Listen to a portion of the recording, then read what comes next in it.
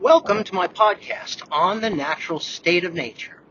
This is a oral presentation of my 7-volume essay on the natural state of nature, which is a culmination of over 40 years of theoretical physics, theoretical cosmology, culmination of over 40 years of theoretical physics, theoretical cosmology, theoretical particle physics, all based on research.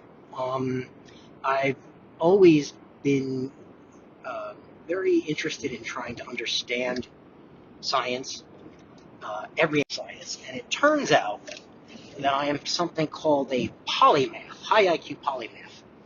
And it basically means that we can pick up complex topics fairly easily, and we have an unquenchable desire for knowledge across multiple disciplines.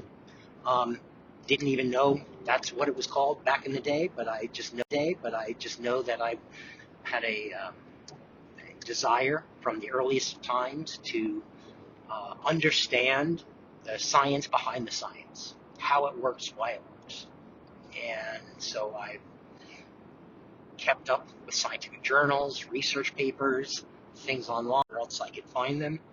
And I've tried as hard as possible to fully embrace and understand all of the complex technologies that govern reality as we know it.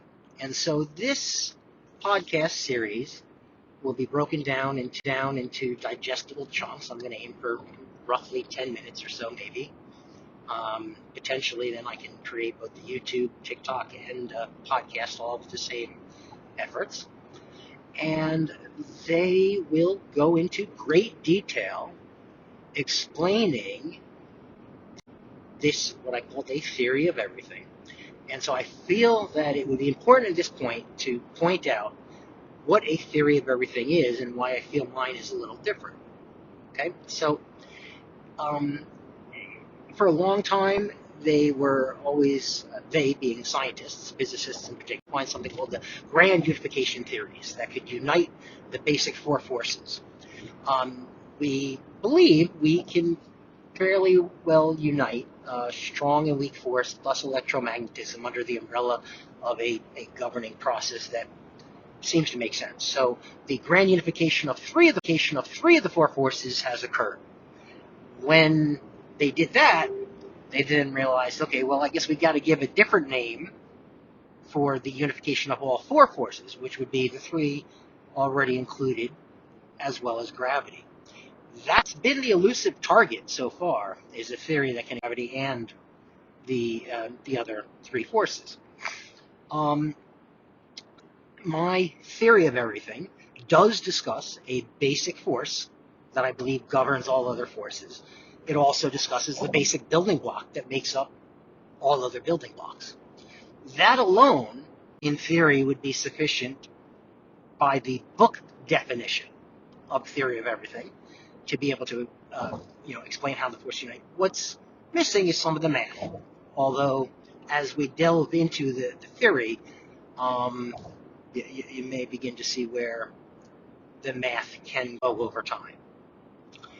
However, when I say however, it's because the current accepted book definition of the theory of everything is not where I felt it's appropriate to stop. I feel that to truly be considered a theory of everything, you need to not only explain that basic force and basic building block, but should also be able to explain dark energy and dark matter. If right now the best paradigm science has to offer can only explain 5% of what we can see, because the rest of it is dark energy and dark matter that we don't even know whether or not it even exists. We just know that we don't fully understand gravity at cosmic scales, leading towards the possibility of dark matter and dark energy. But reality is they are just placeholders. So I have a theory of everything that discusses dark matter and dark energy, all within the context of a single framework of my theory of everything. So it not only touches on dark matter and dark energy, it explains a realistic explanation for what caused our Big Bang and what came before our Big Bang and how our universe is likely going to end.